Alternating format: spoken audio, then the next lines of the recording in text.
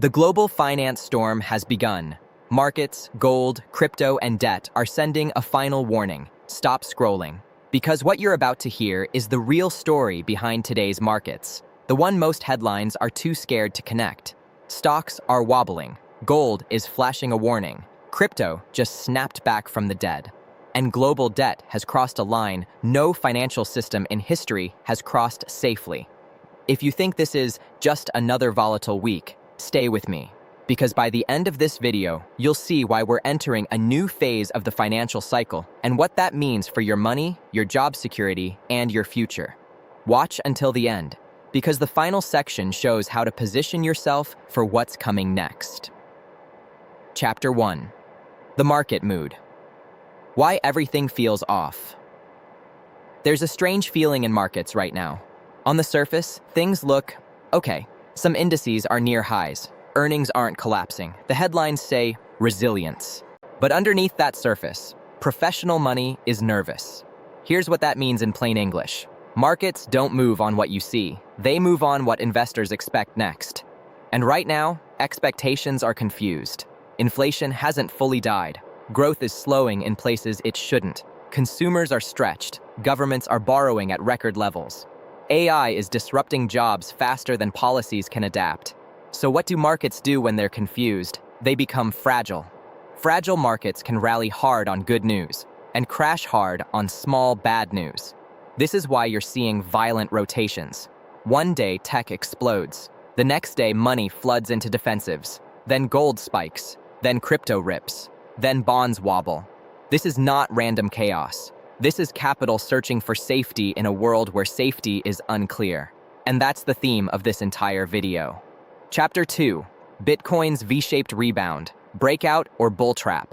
Let's talk about crypto, because whether you love it or hate it, crypto is a sentiment barometer for risk appetite. Bitcoin just staged a V-shaped rebound. That's not a normal move. A V-shaped rebound tells you three things. 1. Buyers stepped in aggressively. 2. Sellers ran out of conviction. 3. Someone with size believed the dip was mispriced. Now here's the mistake retail investors make. They think every bounce is a new bull market, but professionals ask different questions. Where did volume come from? Was the rebound broad-based? ETH, SOL, majors? Did funding rates normalize? Did on-chain activity recover? Did the macro backdrop change? Here's the deeper truth. Crypto doesn't move in isolation anymore. Crypto moves when liquidity conditions change. When financial conditions loosen, crypto rallies. When conditions tighten, crypto bleeds. So what changed? Not rates, not central bank policy, not inflation prints. What changed was positioning. Too many traders were leaning bearish, and when price stopped going down, forced buying kicked in. This doesn't mean crypto is safe. It means crypto is reacting to macro uncertainty. Here's the bigger picture. Crypto thrives in two environments. When money is easy, when trust in the system breaks. And right now, trust is quietly eroding. People don't trust. Governments to manage debt. Central banks to control inflation. Corporations to protect jobs from AI. Traditional systems to stay stable. That's rocket fuel for digital alternatives, even if they're volatile. Translation for you, crypto is telling you fear and hope are colliding in the market psyche. Chapter 3. Gold's warning when safe havens wake up. Gold doesn't spike for no reason. Gold moves when real yields fall, geopolitical risk rises, currency confidence weakens, systemic risk grows, or investors fear policy mistakes. Right now, gold is being bid because people are hedging systemic uncertainty. Gold is not an investment you buy because you're excited. Gold is what you buy because you're concerned about what can go wrong. And here's the uncomfortable truth. When gold rises alongside volatile equities and swinging crypto, it tells you that risk appetite is fractured. Some investors are chasing upside. Others are buying protection. This split personality in markets is dangerous because it often appears before regime shifts. Historically, gold tends to wake up before currency stress, debt stress, geopolitical escalation, or monetary policy mistakes. And when gold wakes up quietly, it's often a whisper before a shout. So no, gold moving isn't boring commodity action, it's a signal flare. Chapter 4. Global debt, the number that changes everything. Let's talk about the monster under the bed, global debt. The world now carries debt levels that would have been considered impossible just 20 years ago. Why this matters? Debt is future consumption pulled forward. Debt is promises made by tomorrow's productivity. Debt works when growth is strong and rates are low. Debt breaks systems when growth slows, rates rise, or confidence falls. Now here's the key problem. Governments normalized emergency spending. Corporations normalized cheap leverage. Consumers normalized borrowing for survival. This creates a world where the system requires constant stability to survive. But stability is becoming rare. When debt is high, small shocks have big effects. Currency moves hurt harder. Rate changes ripple wider. Political mistakes cost more. Crises escalate faster. Debt doesn't cause crashes by itself. Debt makes crashes uncontainable. This is why every policy decision now feels dramatic. The margin for error is gone. Chapter 5. Currencies at War. Why FX moves matter to you. Currencies are the plumbing of global finance. When FX markets are calm, capital flows smoothly. When FX markets swing, pressure builds everywhere else. Here's what's happening. The dollar is volatile. The yen is unstable. The euro is pressured. Emerging currencies are fragile. This creates a world where import costs swing. Inflation pressures return unpredictably. Corporate earnings fluctuate. Trade relationships strain. FX volatility is like stress fractures in the foundation of the global economy. You don't see the damage immediately, but when pressure hits, cracks propagate. This is how financial stress spreads between countries. Chapter 6. AI, the invisible market force you're underestimating.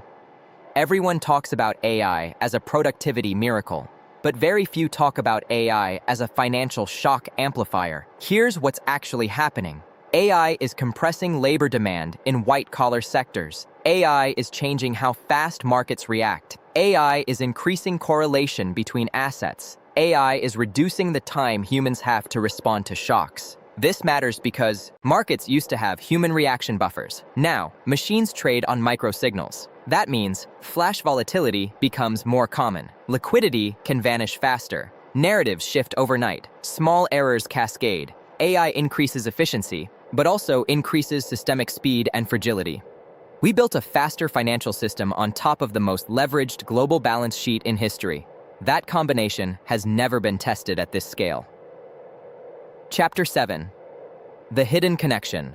Why all these signals are aligned. Let's connect the dots. Crypto rebounding equals risk sentiment whiplash. Gold rising equals systemic hedging. Debt exploding equals reduced margin for error. FX volatility equals global stress transmission. AI acceleration equals faster market cascades. These aren't separate stories. They're symptoms of one macro reality. We're transitioning from a decade of cheap stability into a world of fragile complexity. This doesn't mean collapse tomorrow. It means volatility becomes structural. The old playbook of buy dips forever becomes riskier. The new reality is regime-aware investing. Chapter 8. What this means for you, the practical part. Let's get real. You don't need to predict the future perfectly. You need to be positioned for uncertainty. Here's a grounded framework. 1. Diversify across regimes. Don't bet everything on only stocks, only crypto, only cash, only real estate. Hold assets that behave differently under stress. 2. Respect liquidity. Illiquid assets trap you when volatility spikes. Liquidity is survival. 3. Avoid leverage. High debt environments punish leverage brutally. 4. Learn macro signals. You don't need to trade daily. You need to recognize when the regime shifts. 5. Invest in skills. AI is reshaping labor markets faster than finance textbooks acknowledge. Your earning power is your best hedge. Chapter 9. The psychology trap. Why most people will lose this cycle. Most people lose money not because markets are evil. They lose money because they chase hype. They panic sell. They over-leverage. They ignore macro shifts. They confuse noise for signal.